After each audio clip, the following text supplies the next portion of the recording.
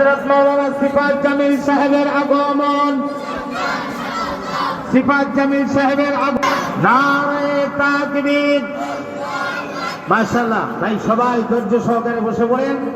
হযরত মাওলানা যুবকদের আইডল সিফাত জামিল, সিফাত জামিল এই মুহূর্তে বয়ান পেশ করবেন। খোদার কসম করে বলি, বাংলাদেশ থেকে যদি আপনি টেন্ডারবাজি বন্ধ করতে চান, বাংলাদেশ থেকে যদি আপনি রাহাজারি বন্ধ করতে চান, বাংলাদেশ থেকে যদি আপনি পরকীয়া দূর করতে চান, বাংলাদেশ থেকে যদি সুদ ঘুষ কারবারি বন্ধ করতে চান, খোদার কসম করে বলে যাই, আল্লাহর কোরআনকে পার্লামেন্টে নিলে সব কিছু ঠিক হয়ে যাবে। রেখে না মানে কোরআন পার্লামেন্টে যাক, আমরা কে কে চাই দুইটা হাত তুলে আল্লাহকে দেখায়া দেন না। আমাদের সমাজের কিছু মুসল্লি আছে, তারা বিজ্ঞান শিক্ষার কারণে ওলামাই কেরামদেরকে ব্যাকডেটেড বলে গালি দেয়, ওলামাই কেরামদেরকে কাঠমোল্লা বলে গালি দেয়। কিছু কিছু শিক্ষিত মানুষ আছে সূর্যকান্তি মাদ্রাসাকেও ব্যাঙ্গের ছাতা বলে গালি দেয়, আছে না নাই? ভালো করে শোনেন, আমি যেই আয়াত তেলাওয়াত করেছি সেই আয়াতকে তাফসিরে ইলমি এজাজে ইলমির আলোকে আপনাদের সামনে কিছু কথা বলবো। তাফসিরে ইলমি এজাজে ইলমি কাকে বলে ওলামাই কেরাম আছেন এটা ভালো করে জানে।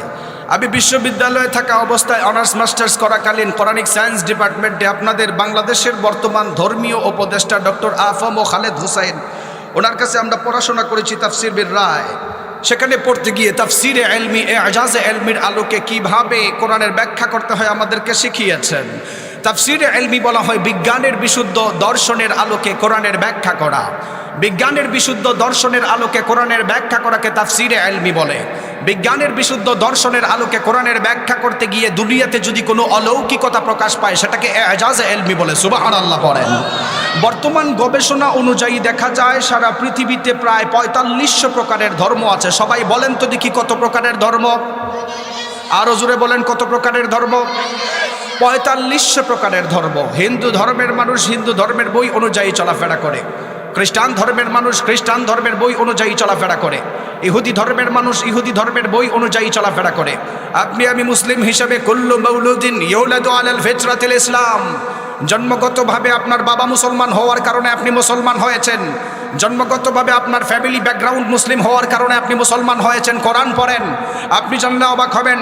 তাফসিরে ইলমি এজাজে ইলমির আলোকে কোরআন সারা পৃথিবীর অন্যান্য ধর্ম বইয়ের চাইতে সবচাইতে দামি হওয়ার এক নম্বর কারণ হচ্ছে Quran is a book that is most read in this world. Quran এমন এক কিতাব যেই কিতাব সারা পৃথিবীর অন্যান্য ধর্ম বইয়ের চাইতে ২৪ ঘন্টা সারা পৃথিবীতে তেলাওয়াত করা হয়। সুবহানাল্লাহ পড়েন।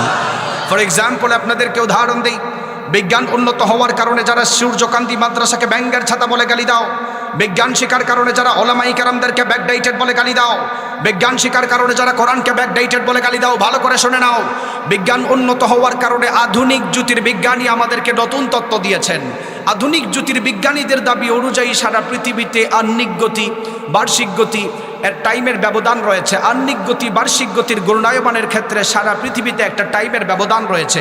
টাইমের ব্যবধান থাকার কারণে বাংলাদেশে এখন 12টা 15 বাজে, ইউনাইটেড স্টেট অফ আমেরিকার মধ্যে এখন দিনের বেলা। টাইমের ব্যবধান থাকার কারণে বাংলাদেশের সঙ্গে আপনি বর্তমানে ফিনল্যান্ডের টাইম মিলাবেন, টাইমের মিল খুঁজে পাবেন না। টাইমের ব্যবধান থাকার কারণে বাংলাদেশের সঙ্গে আপনি ইংল্যান্ডের টাইম মিলাবেন, টাইমের মিল খুঁজে পাবেন না। টাইমের ব্যবধান থাকার কারণে বাংলাদেশের সঙ্গে আপনি নেদারল্যান্ডের টাইম মিলাতে গেলে টাইমের মিল খুঁজে পাবেন না। টাইমের ব্যবধান থাকার কারণে বাংলাদেশের সঙ্গে যদি আপনার পাশের দেশ ভারতের টাইম মিলাতে চান টাইমের মিল খুঁজে পাবেন না। আধুনিক জ্যোতির্বিজ্ঞানীদের দাবি অনুযায়ী বোঝা যায় আহ্নিক গতি বার্ষিক গতির কারণে যেহেতু টাইমের ব্যবধান রয়েছে, টাইমের ব্যবধান থাকার কারণে সারা পৃথিবীর কোনো না কোনো দেশের মধ্যে মুসলমান রয়েছে। টাইমের ব্যবধান থাকার কারণে সারা পৃথিবীর কোনো না কোনো জায়গার মধ্যে মুসলমানরা ভিন্ন টাইমে আজান দেয়।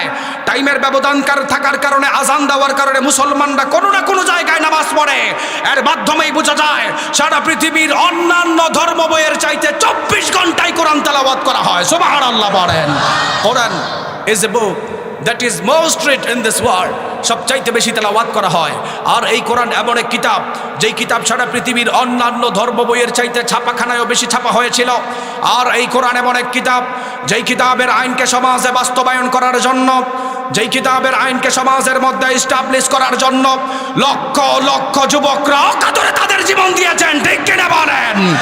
এখনো পর্যন্ত যারা কোরআনের বিরোধিতা করে, এখনো পর্যন্ত যারা ইসলামের বিরোধিতা করে, এখনো পর্যন্ত যারা সূর্যকান্তি মাদ্রাসাকে ব্যাঙ্গের ছাতা বলে গালি দেয়, এখনো পর্যন্ত যারা ওলামাই কেরামদেরকে কাঠমোল্লা বলে গালি দেয়, খোদার কসম করে বলি আবু জাহেলের মতো লাঞ্ছিত হবে, ঠিক কিনা বলেন?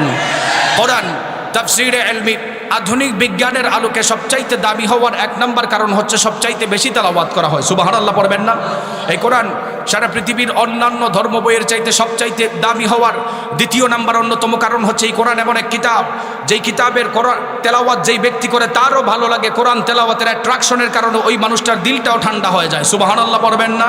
শোনেন সবাই বলেন তো দেখি, মাদ্রাসা শিক্ষার দরকার আছে না নাই? আরো জোরে বলেন, আছে না নাই? কিন্তু আমাদের সমাজের কিছু কুলাঙ্গার আছে মাদ্রাসা শিক্ষা চায় না, ব্যাঙ্গের ছাতা বলে গালি দেয়, ঠিক কিনা বলেন? যারা মাদ্রাসা শিক্ষাকে ব্যাঙ্গের ছাতা বলে গালি দেয়, ওলামাই কেরামদেরকে কাঠমোল্লা বলে গালি দেয়, মনে রাখবেন আবু জাহেলের মতো লাঞ্ছিত হবে, ঠিক কিনা বলেন? কিছু কিছু মানুষ আছে মাদ্রাসা শিক্ষা চায় না, মনে করে মাদ্রাসায় পড়াশোনা করলে হয়তো হুজুররা দুনিয়ার কিছু জানে না। কিছু কিছু মানুষ আছে দুনিয়াতে হয়তো মাদ্রাসা শিক্ষা দিলে হয়তো আপনার সন্তান সূর্যকান্তি মাদ্রাসায় পড়ে, মানুষরা মনে করে হয়তো তারা দুনিয়ার কিছু জানবে না। ভালো করে শোনেন, আমি সংক্ষেপে একটা তথ্য দিয়ে যাই ওলামাই কেরামদের অবদান কি সংক্ষেপে। সবাই একটু আমার সাথে বলেন তো দেখি, চিকিৎসা বিজ্ঞান সর্বপ্রথম উন্নত করছেন কে? কেউ বলতে পারবেন? হ্যাঁ, যে কথা না বলে আমি বলে ফেলি। আমার দিকে তাকান সবাই, ওলামাই কেরামদের অবদান জানার দরকার আছে না নাই? আরো জোরে বলেন, আছে না নাই? ওলামাই কেরাম আমাদের জন্য কি করেছেন ভালো করে শোনেন। সূর্যকান্তি মাদ্রাসা থেকে কোন ছাত্র বের হয়, সূর্যকান্তি মাদ্রাসার মধ্যে কোন কিতাব পড়ানো হয়, ভালো করে শোনেন। পৃথিবীতে সর্বপ্রথম চিকিৎসা বিজ্ঞানের উপর বই লিখেছেন স্পেনের একজন বড় মুহাদ্দিস, যাকে মুহাদ্দিসুদ্দাহর ওয়ান্নাহার ওয়াল বাহর আবুল কাসেম আল জাহরাবি রহমতুল্লাহি আলাইহি বলা হয়। স্পেনের বড় মুহাদ্দিস যখন চিকিৎসা বিজ্ঞানের উপর বই লিখেন, উনি 30 খণ্ডের উপর বই লিখেছেন। আপনি জানলে অবাক হবেন, আমাদের বাংলাদেশের ডক্টর সাহেব MBBS, FRCS, FCPS এর ডক্টরেট আনতে গেলে এখনো পর্যন্ত আবুল কাসেম আল জাহরাবি রহমতুল্লাহি আলাইহির বই পড়ে ডক্টর হতে হয়। সুবহানাল্লাহ পড়বেন না? আবুল কাসেম আল জাহরাবি রহমতুল্লাহি আলাইহি যখন প্রেসক্রিপশন দিতেন, চিকিৎসা দিতেন, চিকিৎসার সময় প্রেসক্রিপশনের মধ্যে উনি বিসমিল্লাহ দিয়ে প্রেসক্রিপশন দিতেন। সবাই বলেন তো দেখি কি দিয়ে প্রেসক্রিপশন দিতেন? বর্তমান আমাদের ডক্টর সাহেবরা প্রেসক্রিপশনের মধ্যে RX লিখে, RX। আপনারা কেউ এই পর্যন্ত প্রশ্ন করেন নাই যে ডক্টর সাহেব আমার কোমরের ব্যথার ঔষধ দিলেন, হার্টের সমস্যার ঔষধ দিলেন, উচ্চ রক্তচাপের ঔষধ দিলেন, কিন্তু RX কোন রোগের ঔষধ আপনি জিজ্ঞেস করেন নাই? আপনি আমি মুসলিম সভ্যতা, আপনি আমি মুসলিম সিভিলাইজেশন জানি না, আমি আমার সভ্যতা ভালো জানি না।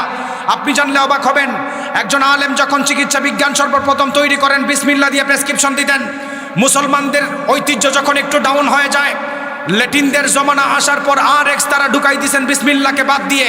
আজকের এই তাফসীরুল কোরআন মাহফিল থেকে আমাদের পক্ষ থেকে একটাই দাবি, আজকের এই হাজারো মানুষের পক্ষ থেকে আমাদের একটাই দাবি, 49তম তাফসীরুল কোরআন মাহফিল থেকে আমাদের একটাই দাবি, আমাদের মুসলমান ডক্টর সাহেব যখন আবার বাহিরের দেশে MBBS, FRCS, FCPS এর ডক্টরেট করবে, আলহামদুলিল্লাহ আমার দেশের গর্ব। কিন্তু আমার মুসলিম সভ্যতাকে উপরে উঠানোর জন্য, মুসলমানদের ঐতিহ্যকে ফিরিয়ে আনার জন্য ইহুদি খ্রিস্টানদের চক্রান্ত, ল্যাটিনদের চক্রান্তকে RX বাদ দিয়ে বিসমিল্লাহ দিয়ে প্রেসক্রিপশন দেওয়া যায়, ঠিক কিনা বলেন? কোন হিন্দু ডক্টর কি দিয়ে প্রেসক্রিপশন দিল আমার দেখার বিষয় না, কোন ইহুদি ডক্টর কি দিয়ে প্রেসক্রিপশন দিল আমার দেখার বিষয় না। আমার কথা হচ্ছে আমার বাপদাদা ওলামাই কেরামরা কিভাবে চিকিৎসা বিজ্ঞান তৈরি করেছেন আমাদের জানার দরকার। সূর্যকান্তি মাদ্রাসায় আপনার সন্তান পড়লে পৃথিবী বড় বিজ্ঞানী হতে পারে, ঠিক কিনা বলেন? তার অন্যতম উদাহরণ দিয়ে ভালো করে শুনেন। আমাদের মানুষ এখন আর কোরআন হাদিস পাওয়ার পর আর রিসার্চ করে না। কি করে না বলেন তো দেখি? আরো জোরে বলেন, কি করে না? মাদ্রাসার ছাত্রদের ইতিহাস ভালো করে শোনেন। কোরআন হাদিস রিসার্চ করে বড় বড় ইহুদি খ্রিস্টানরা সাথে সাথে মুসলমান হয়ে যায়। সুবহানাল্লাহ পড়বেন না? এক হাদিসের উপর ইহুদিরা 200 বছর গবেষণা করছেন। কয়শো বছর? নতুন তত্ত্ব বাংলাদেশের কেউই কথা বলবেন না, ভালো করে শোনেন। এক হাদিসের উপর 200 বছর ইহুদিরা গবেষণা করেছেন। 1754 থেকে 1974 সাল পর্যন্ত একটা হাদিসের উপর ইহুদি খ্রিস্টানরা গবেষণা করেছেন। মাদ্রাসার সিলেবাস অনুযায়ী মাদ্রাসার মেশকাত সানি এর 2 নম্বর খণ্ডের 2 নম্বর পৃষ্ঠার লাস্টের দিক দিয়ে হাদিস 3091 নম্বর হাদিস, রাসূল সাল্লাল্লাহু আলাইহি ওয়াসাল্লাম বলেন, তাজাওয়াজুল ওয়াজুদ আল ওয়ালুদ ফাইন্নি মুকাথিরুম বিকুমুল উমামা। তোমরা বিবাহ করা এমন মেয়েদেরকে দেখে যারা বেশি বেশি বাচ্চা জন্ম দিতে পারে। সুবহানাল্লাহ পড়বেন না? এই হাদিস দেখে ইহুদি খ্রিস্টানরা 200 বছর গবেষণা করেছেন, 200 বছর। তারাও জানে মুসলিম সভ্যতা, মুসলমানরা নবীকে জানের চাইতে ভালোবাসতে গিয়ে নবীর এই হাদিসের উপর যদি আমল করে তাহলে বেশি বেশি বাচ্চা হবে, ঠিক কিনা বলেন? কিন্তু দুঃখজনক বিষয়, আমাদের সমাজের মধ্যে জন্ম নিয়ন্ত্রণের পায়তারা ইহুদি খ্রিস্টানরা ঢুকাইয়া দিয়েছেন। আমাদের সমাজে একটা স্লোগান আছে, একটি হলে ভালো হয়, দুটির বেশি নয়। আছে না নাই? আরো জোরে বলেন, আছে না নাই? ঢুকতেছে না রে? তাকবীর। ঠিক আছে, ঠিক আছে, ঠিক আছে, ইনশাআল্লাহ অন্য এক সময় বলা হবে। হুজুর আসুন। সিফাত জামিল সাহেবকে ধন্যবাদ। আল্লাহ তাআলা হায়াতে বরকত দান করেন, বলেন আমিন। আল্লামা আইয়ুবী সাহেবের আগমন, আল্লামা আইয়ুবী সাহেবের আগমন, পীর কামিলের আগমন, সুলতানুল ওয়াইজিনের আগমন, জামি